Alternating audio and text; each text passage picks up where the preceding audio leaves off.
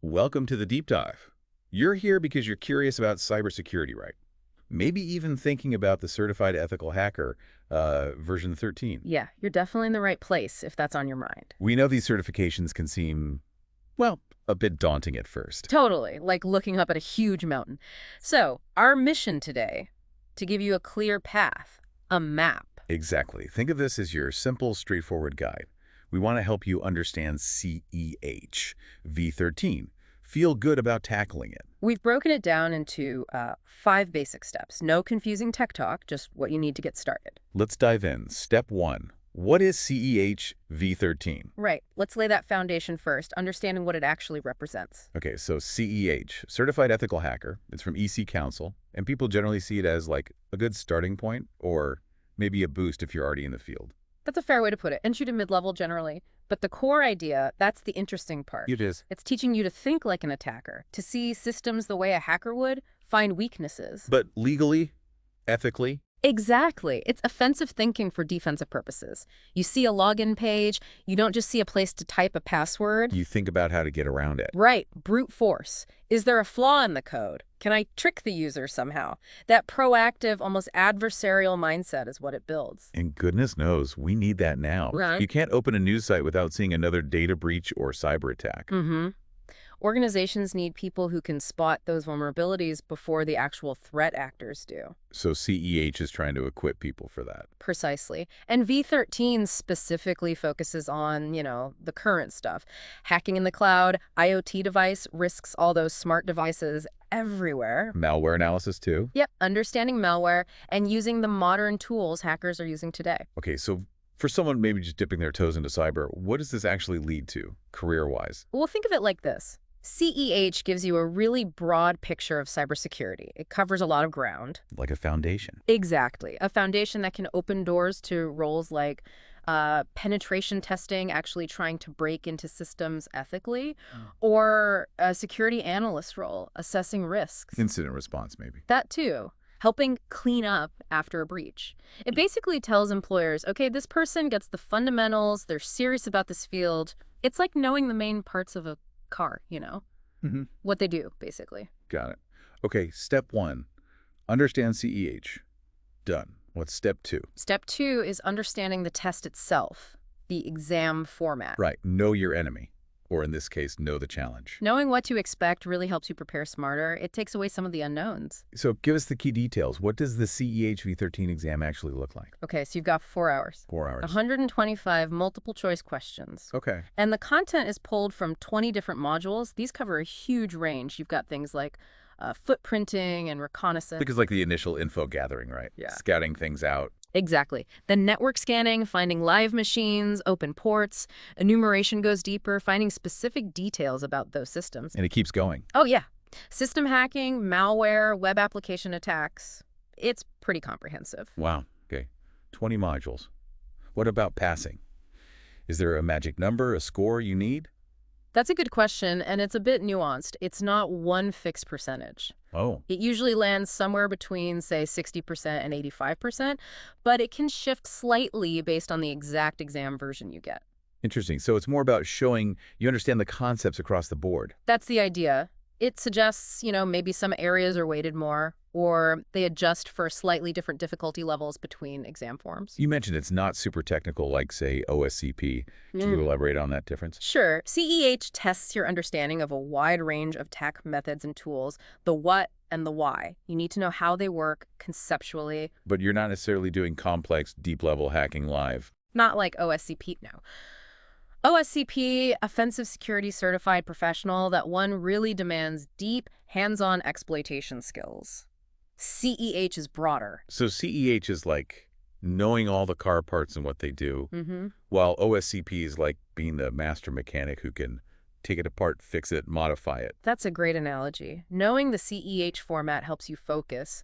You know you need broad conceptual understanding, not just rote memorization of commands, but maybe not the super deep dive OSCP requires. Makes sense. Okay, we understand the CEH concept. We know the exam layout. Step 3, getting the right study materials. This is key, especially for beginners. Absolutely. The right resources make all the difference. They can make it feel manageable instead of overwhelming. So for someone new to this, where did they even start looking? Any recommendations? Yeah, definitely. If you're coming in without a heavy tech background, the CEH All-in-One Exam Guide by Matt Walker is really popular. Try that one. It's known for being readable, clear, it covers the topics thoroughly, but doesn't assume you're already an expert. Okay, a good book is a solid start. What else? Online platforms are great. Cybrary, Pluralsight, they have specific CEH courses, often aimed at beginners. Video lessons, labs, maybe? Usually, yeah. Videos, sometimes virtual labs to practice in, quizzes to check your learning. And don't forget, free stuff. YouTube is amazing for this. You can find walkthroughs of people using the hacking tools, explaining how they work in practice. That visual element must help. It really does. Oh, and make sure whatever you use also covers the legal and ethical side. That's a big part of CEH too, not just the tech. Right, the ethical and certified ethical hacker. Yeah. It sounds like you need both theory and practice. 100%. Reading is crucial for the concepts, but you have to actually do it to make it stick. So how do you practice safely? Platforms like TryHackMe or Hack the Box are fantastic. They're like gamified learning environments for hacking, really engaging. And you can set up your own lab too, right? Totally. Using virtualization software, VirtualBox is a common free one. You can install different operating systems, vulnerable machines, and experiment without messing up your actual computer. That's good to know. Yeah. I bet some people worry they need a high-end gaming rig or something. Not really, no. Basic virtual labs run fine on most standard laptops or desktops. What's way more important is consistency. Meaning? Practicing regularly, even if it's just for short bursts, is much better than one marathon session every few weeks. Just keep chipping away at it. Okay, which flows perfectly into step 4. Actually practicing with those real-world tools. Yes. This is where the rubber meets the road, so to speak, getting hands-on. Because reading about Nmap is one thing. But firing it up and scanning a network, seeing the output, that's how you learn it. Ethical hacking is a practical skill. So for a beginner starting practice, what tools should they focus on first? Any core ones? Definitely start with the fundamentals, the ones heavily featured in the CEH material anyway. Nmap is huge. The network scanner. Right. Think of it like checking which doors and windows are open on the building. Yeah. You use Nmap to see what ports are open on computers, what services are running. Okay, Nmap. Right. What else? Wireshark.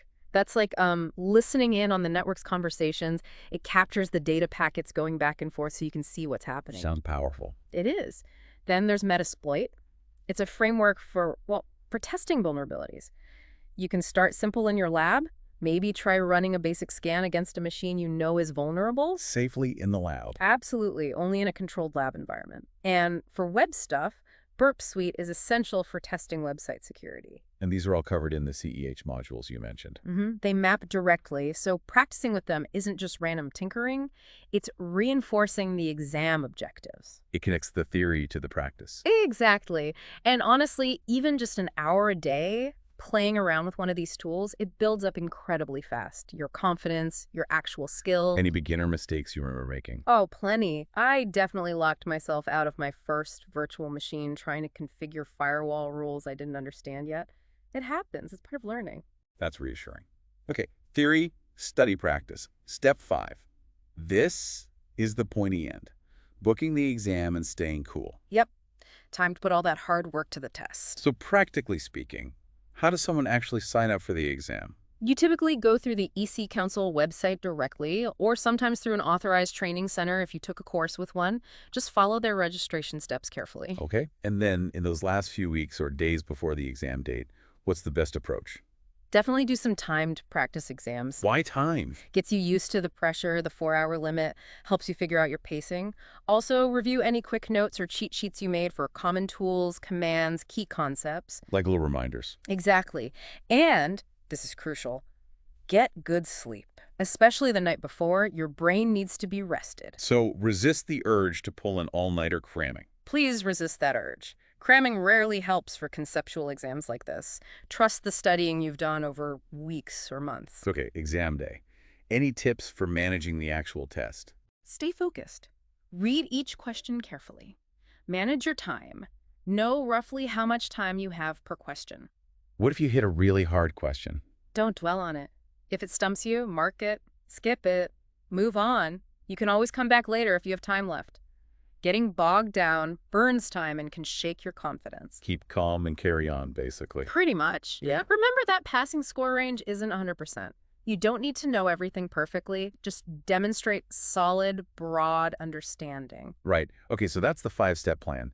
Understand CEH, know the exam, use good materials, practice the tools, book it, and stay calm.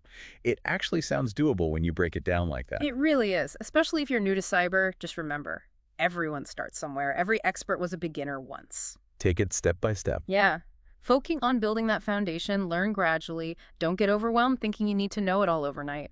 Those first virtual lab experiments, they might feel clumsy, but that's how everyone starts. And getting the CEH, even as an earlier career cert, it does signal something to employers, doesn't it? Absolutely. It shows you've got that baseline knowledge, you understand ethical hacking principles, and you're committed to learning in this field. It builds confidence for you and credibility for them. Well, hopefully this deep dive has helped demystify the CEH V13 a bit for you listening. We hope so. And hey, if you have more questions, or if you'd like us to maybe tackle, say, a specific tool or do a walkthrough of setting up a simple lab. Let us know. Mm. Your feedback really helps us figure out what topics to explore next. We want these deep dives to be useful for your journey. Definitely. We're here to help navigate this stuff. So until next time, Yeah. stay ethical. And stay curious.